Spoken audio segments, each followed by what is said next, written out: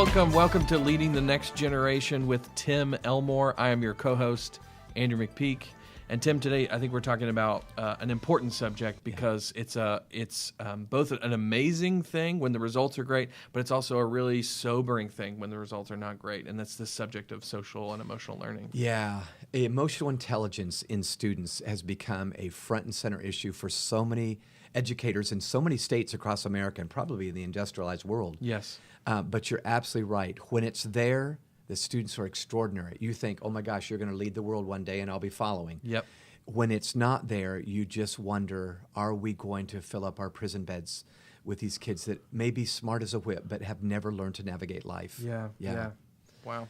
So it's a huge, huge issue. I was just up in Illinois, in fact, talking to school principals, and it was an amazing epiphany for me when this subject came up, social and emotional learning, that it was on the radar screen of every one of the people. So they're measuring reading, writing, arithmetic, of course, but they're also realizing school performance has been affected negatively by kids lacking social and emotional stability. And that's what it feels like people are noticing now is the lack of soft skills is hurting our hard skills. Yeah. And obviously, when that starts to happen, that's when everybody starts paying attention. Yeah. But you can even see it just happening around you with the students around you. Like I think about, I was recently with a group of student leaders. Yeah. I say student leaders, they've got 4.0s. A lot of them are heading to Ivy League schools, and I'm walking around talking to them before the presentation starts.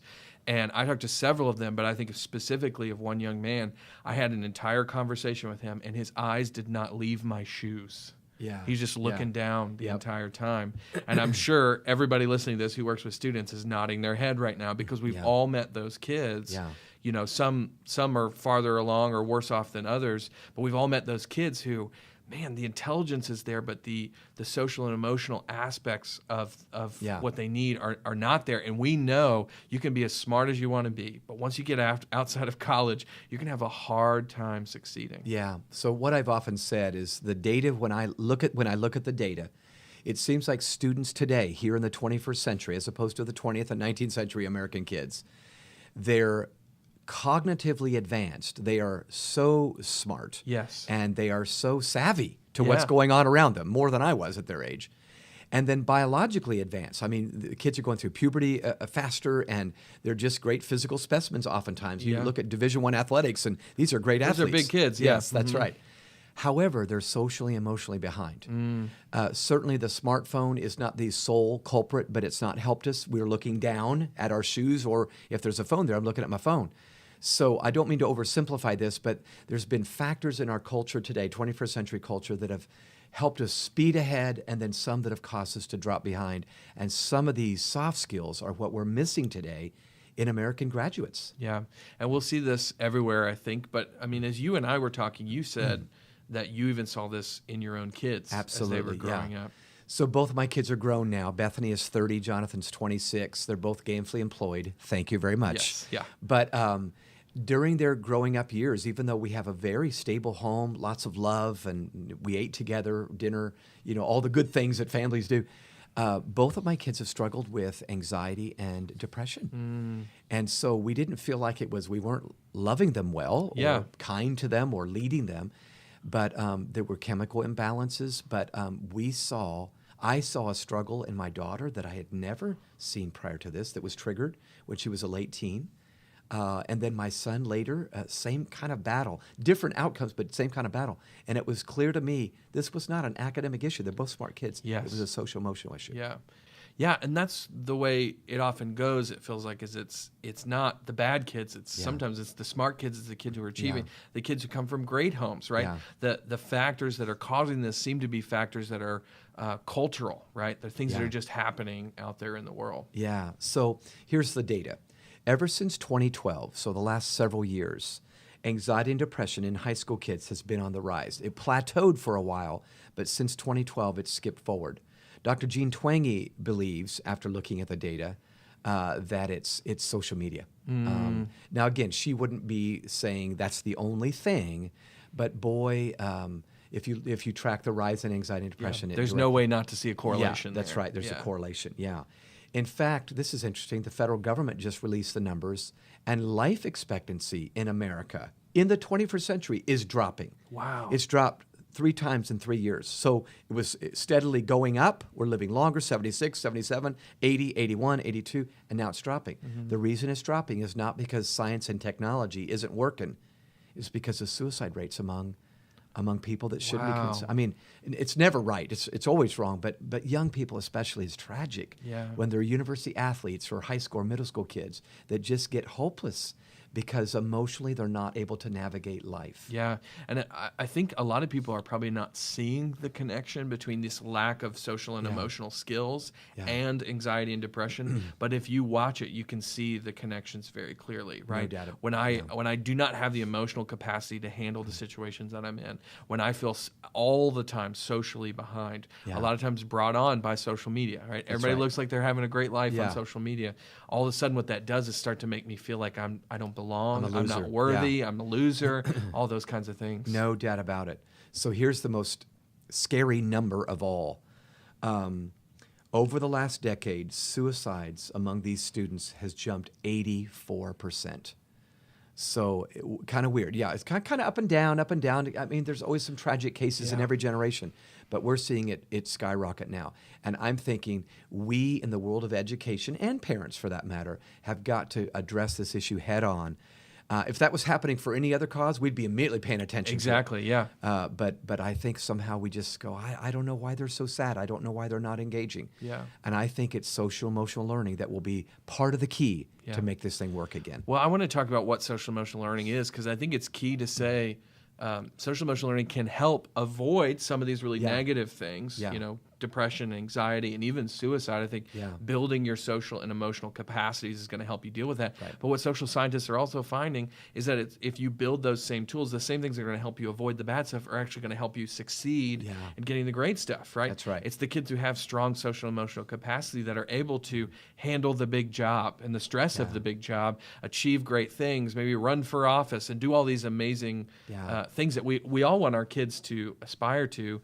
The kids who have developed these muscles are the ones that can handle those situations. And I know there's some people that have even found that that social and emotional learning is a higher predictor of life success than even IQ is. Yeah. And it's all because of this. Yeah, the way I've said it is EQ is a greater predictor of success in life than IQ. Yeah, absolutely. So if you're seeing a student struggle in this area, but you're not quite sure how to peg it, not how to identify it, some common symptoms would be social withdrawal from friends or family in the classroom, or the opposite. They're crying for attention by bouncing off the walls and doing all kinds of things. They would say bad attention's better than no attention. Yeah.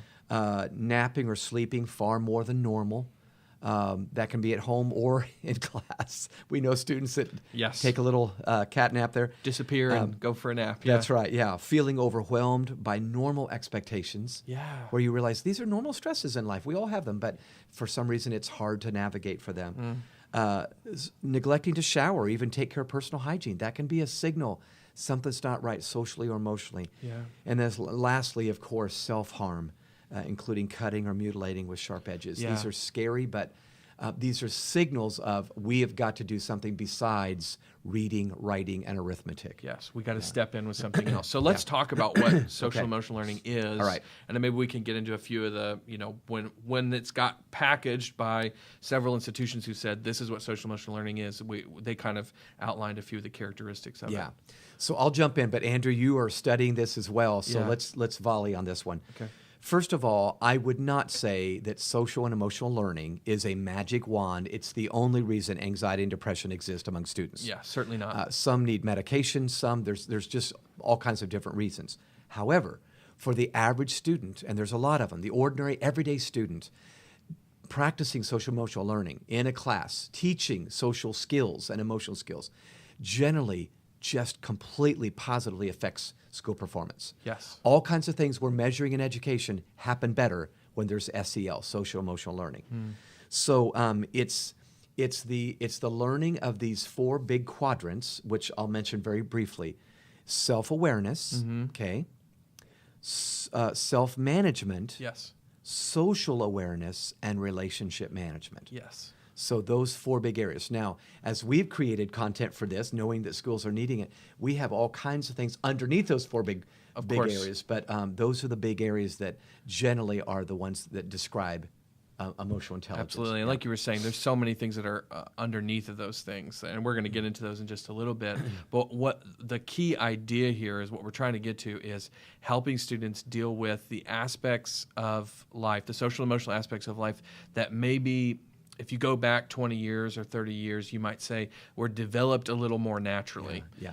And today they're missing out on opportunities to develop those skills. So even when we talk about some of the things that are underneath of self-awareness and relationship skills and some of those things, you're going to say, why do we need to teach kids about that? Nobody taught me about that. That's right. You have to remember that the opportunities to learn that are sort of naturally being taken away from kids. They're spending more time on a screen than face to face. And what it's doing is we're realizing we're missing out on some key ideas here. Yeah. Some key ideas. Do you mind if I volley back on Please. that? This is unplanned, but we'll add this at no extra charge. No extra charge. Love it.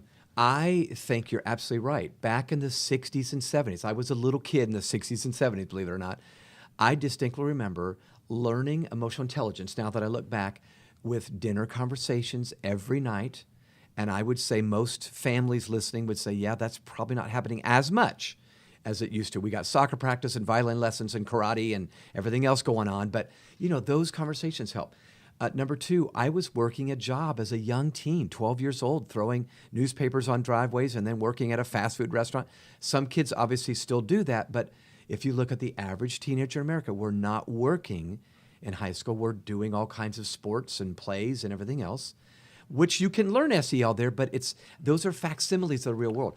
I learned emotional intelligence on a job. Yes. With a boss I had to please. Yes. And was it fun? Not really, but I had to learn it. And so, again, many of the elements that organically taught us are no longer in place organically. You sort of navigated the complexity of social relationships and managing your own emotions. Like, I'm tired, I want to get out of bed, but I got to do it anyways. You started thinking about that as a 16-year-old, right? Yeah. When a kid is sort of tossed out into the world, that's right, hasn't had those opportunities to develop it, that's where they get into trouble. It shows up, And this is a challenge because a lot of people are thinking, I signed up to teach math, and you want me to talk about social skills, But we just have to realize this is part of education, leadership in the 21st century with these kids. And I would add one more time, your math scores go up if you do this. Absolutely. So whether it's advisement period or wherever you it's not a lost cause. Yeah, absolutely. Yeah. Awesome. So let's talk about some of the things that sort of fit under those really key categories that you mentioned. Okay. So just a handful of them would be, one, and I think this has got to be the first one, an accurate self-perception.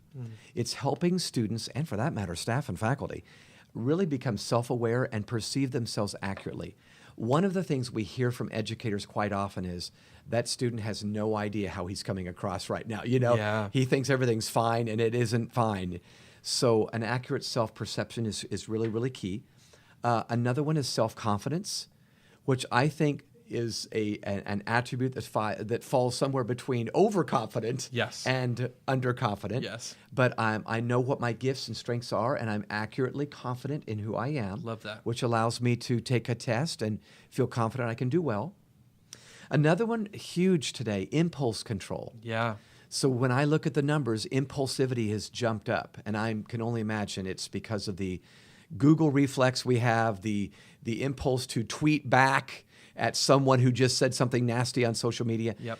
So impulse control, I bet every teacher listening would say, I wish I had more of that in my classroom. Problem solving. This is actually part of the emotional intelligence equation, that I can look at something and I'm not so flooded that I can't look at that and say, I know a good way to solve that problem. Yeah. Let me do one more, then I want you to volley back some of that you've been studying. Analyzing situations. So essentially, at least a part of critical thinking is a piece of this puzzle, that I'm able to analyze all the dimensions of a situation, can see what wouldn't work, but maybe 3 ideas that would work. So that one goes hand in hand with problem solving. But we need to teach our kids to analyze themselves and situations. It's great. They find themselves in. Just a couple more, because if you look at, so CASEL's kind of like the leader on this, C-A-S-E-L. They're an institution that's identified I think they have 31 sub-competencies that are under those core competencies. So a couple more they identified: self-efficacy, which I have been studying and learning a lot about, because realizing that's one of the sub-competencies that sort of has come up to the top of the list, which is confidence built around my own purpose, my own direction. I know who I am. I know where I'm going. I know what kind of person I want to be. Obviously, you can imagine a kid who has that as a 7th grader or even a 12th grader is going to be far above most of their peers. Another great one is empathy, right? We hear that all the time, but actually giving kids a handle on how do I practice it? Why is it important? What are some simple things that I can do every day to build my empathy? That's a great one. Andrew, I believe part of the reason we need to teach this, perhaps more today, and the reason bullying has gone up, is because we haven't dealt with this issue. Totally. I will bully only when I have absolutely no compassion for that kid that's getting bullied. This is for my entertainment purposes. Yeah. And again, maybe I'm saying the obvious, but we can't leave this to the margins. This has got to be core. Couldn't agree more. Couldn't agree more. And that's why we're big components of, if you're going to learn these things, you need to learn them in a social context. Yes, right? That's right. Yeah. Because part of the reason that we're having to deal with this in the first place is that there aren't enough social contexts where they're building these muscles. Right. We need to talk about them in that social context. Yeah. Just a couple more. Stress management is on there, which I think is great. Yeah. When you are overwhelmed, which is inevitable, by the way, especially in our 21st century world. Yeah. How do you handle that? Self-discipline, another great one. Huge. Personal practices that are going to build myself, help me achieve my goals. And then the last one I'll mention is relationship building. Yeah. How do you build a great relationship with somebody? What are the requirements in a great friendship or a connection with a boss? Or you talked about learning the intricacies of those relationships when you were young. These kids need to help navigating those issues. And stop ghosting each other. That's right. Don't ghost. Don't fub each other. That's right. Exactly. All those kinds of things. No. So these are so crucial. Andrew, again, when I always try to look at something in historical context. So 150 years ago, kids were in one-room schoolhouses, at least 150 years ago. Yeah. And I think you just naturally learned social-emotional skills because a 12-year-old was helping a 7-year-old with his spelling. Exactly. And all ages were mixing it up together. Exactly. And so it wasn't just I'm in a silo of 7th graders or 12th graders. Yeah. I'm with each other and I'm having to learn. Yeah. And you'd have to look at today's education system and say, we're far beyond that in so many ways. We're developing kids. They're smarter. They're learning quicker. They're learning faster. They're learning more. But we have to acknowledge where we've gone wrong, where we've misstepped as we've made our education system better. And that's really what this is about. Well, a number of teachers have affirmed to me when the subject has come up on site when I'm with them, we started measuring an incomplete list of items. Mm-hmm. In other words, we measure academics. Oh my goodness, do we? SAT, ACT, GPA. But that became the sole report card. Mm-hmm. And you and I both know great people graduating from our schools is what we need, and that's more than just GPA. Nothing more common than a really smart 4.0 that is falling so short of their potential because of emotional intelligence issues. Absolutely. Or the opposite is true. Really amazing people who do really amazing things. Their GPA was not that great. Their ACT score was not that great. Yeah. So there's not a correlation to success in life, and so that's why we need to think about this stuff. Absolutely. But you told me, we were talking before, and you told me this really amazing story that I'd love for us to kind of close on. And what does it look like when we do this, when we give this gift of social and emotional learning to the kids that we're leading? So this is a true story, but that took place decades ago. But Andrew, it just came to me as we were talking about this subject earlier. Yeah. Miss Thompson, a single woman, took her first year job as an elementary school teacher. She taught 3rd grade. And like many educators, she was excited at the beginning, and boy, I got some good ideas. I'm going to change the world. All the energy. That's right, great. Exactly. All the energy of someone in their 20s. But in her early years teaching 3rd grade, there was a boy named Teddy that was in her class that just was needy. He just was emotionally needy. She couldn't quite figure out why he was screaming for attention all the time, but he would do all kinds of negative things to get some attention. Yeah. In fact, in Teddy's mind, bad attention was better than no attention. Yeah. So he was causing trouble, blurting out things in the middle of class, distracting all the classmates. And Miss Thompson, even though she's young and vigorous, was getting fed up with Teddy's behavior. So she's really looking forward to holiday break in December before she can just rest and relax and get a break from Teddy. Yeah. So they decide they're going to have a Christmas party before Christmas break. And some of the kids brought in a Christmas gift to Miss Thompson. And Teddy was one of them. She was a little surprised because he was pretty much self-centered and chaotic and a little rebel, to be honest with you. But he brought in a crudely wrapped, in newspaper, mind you, couple of gifts. And so she noticed as they gathered around her desk, she started opening the gifts. The kids were laughing at Teddy's wrapping because it was clearly not as good as the others. So she quickly knew, I better fend this off or Teddy's going to start a fight with these kids that are making fun of his package. So she said, oh, look. Teddy gave me, this is really cool. She unwrapped the newspaper to find in one of them a half used up bottle of perfume. Oh, wow. So she realized this is not brand new from Macy's. Yeah. And so she didn't know what to think, but she thought, well, I better make sure that I'm positive about this. So I sprayed a little bit on my neck, and she, I love this. Love this, Teddy. Oh, thank you. She opened up the second package. There's a set of pearls. Oh, wow. But half of them are gone. Wow. So there's a lot of string with the pearls. So she realized, again, this is not a new set of pearls, but she puts them on quickly to make sure everybody realizes this is a great thing. Yeah. Well, she says goodbye. The bell rings. She wipes her brow and says, thank God it's Christmas. But Teddy lingered behind. And she wondered because he was quiet for the first time in his life. And he finally said to her, Miss Thompson, I'm really glad you like the presents. She said, well, I do, Teddy. She said, you smell just like my mom used to smell. And so she realized, oh my gosh. And then he said, you look just like my mom used to look. And so she bid him farewell and he went off. And she quickly went to the principal's office to check the records. And sure enough, she found what she had feared. Teddy's mom had passed away the year before.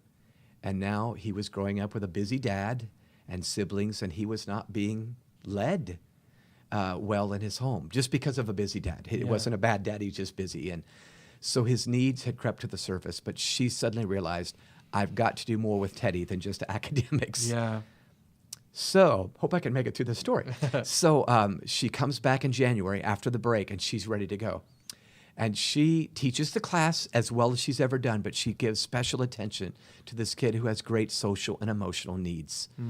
She asks him to erase the chalkboard when it needs to be erased, and she puts him in charge of some things and affirms him and builds these skills in him. And she notices a change over the spring semester. He's just getting better. He's cooperative. In fact, he's with it. In fact, some days he's leading the class and she's going, what has happened? Yeah. Well, she knew exactly what happened. I got past just academics and I did life. In the final week of the semester, school's almost over and she's no longer going to see Teddy anymore. There's still part of her that's thinking, thank God it's over, but Teddy lingers behind the last week of class and he says, Miss Thompson, thank you. He was at least aware enough by this point to know she had done something extra for him. Yeah. Thank you. I don't think I could have made it without you. When he walked out, she said, well, let's stay in touch. And she thought, well, we probably won't, but that's what you're supposed to say. But she thought, I've learned a lesson. I need to make sure and stay on this very issue of social and emotional learning. Especially for those kids who need it. Especially for these kind of kids. Well, she actually did hear from Teddy. Every now and then he'd slip in as a fourth grader and a fifth grader and a sixth grader and just say hi. But years later, when he graduated from high school, he wrote her a note and said, Dear Miss Thompson, it's Teddy. Remember me? I was with you years ago in third grade. Just graduated high school. Bet you thought I could never do that. Wow. I also bet you didn't know that I couldn't have done it without you. Love, Teddy. Well, she kept the letter. She got a little teary and kept the letter and thought, this is a reminder. 4 years later, Dear Miss Thompson, it's Teddy. Remember me? I just graduated from college, second in my class. Wow. Bet you thought I could never do that. Years later, Dear Miss Thompson, it's Teddy. Theodore Stollard, MD. He had just graduated from med school, first in his class. Wow. So I just want to point out real quick before I finish the story, his academics went up because everything else went up. There's a connection there. Yeah. But what he said at the end of this letter was, Miss Thompson, I'm getting married this summer. And I just wonder if you'd sit where my mom would have sat. She, of course, considered that a privilege. But the reason I think it's important to tell this story, it's just a reminder. Some have heard this story before, but to me, Miss Thompson, and by the way, it was still Miss Thompson. She's still a single lady decades later. But she knew my contribution wasn't just great. I'm so glad he did well at math. It was he did well in life. And that's what S.E.L. does. Yeah. And I guess I'm just saying to listeners, we've got to clue in. It's only going to get worse if we don't address this issue. And I think we can get better if we do. Talking about it is belief. And that's what I love about that story. That's right. Talking about it is believing that the kids who are lacking in these skills have the ability to achieve everything that they want to achieve. Right? Absolutely. Teddy is not limited. Teddy's not limited. What he could achieve is obviously really, really high if we can help him build some of the things that he's missing. There's a lot of Teddys that are sitting in our classrooms. No doubt about it. So obviously, we believe this is really important. We hope you believe that too. But we believe it's so important that I spent the better part of last year helping to make sure that we had all the research that we needed to roll out this new Habitudes course. And we call it Habitudes for Social and Emotional Learning. Because we believe in the power of habitudes, the power in teaching with an image. But we wanted to leverage the power of teaching with an image to address these issues. So for every one of these sub-competencies under the core competencies, we have a habitude that aligns, and we want to help you utilize an image to have a conversation to build these social and emotional learning skills. Andrew, we've said for years, pictures are worth 1,000 words. You engage them in social emotional learning as soon as you put this picture up and begin to talk about it. So absolutely. We do believe it's a different way to teach social emotional learning, and it's a way that's getting through in many schools who've already adopted it. Absolutely. Well, we would love for you to check that out. You can find all about Habitudes for Social and Emotional Learning on our website, growingleaders.com. You can sign on and use it through Habitudes Online, which is a really cool digital tool. Tim, thanks so much for leading this conversation, for telling that story, for helping to inspire us to take time to build social and emotional learning skills with students. This is so important, important. Well, thank you guys for listening today. Please follow us on social media. You can find us at Growing Leaders and at Tim Elmore on Twitter and Facebook. You can find us on Instagram, all those kinds of places. Rate our podcast, if you will, on iTunes or wherever you get your podcasts, because that really helps get the word out about this. And then, as always, if you've got ideas for things you want us to talk about, people you want us to interview, send us an email, podcast@growingleaders.com. We love hearing from you and getting those. Thanks so much for joining us for this conversation. We'll see you next time.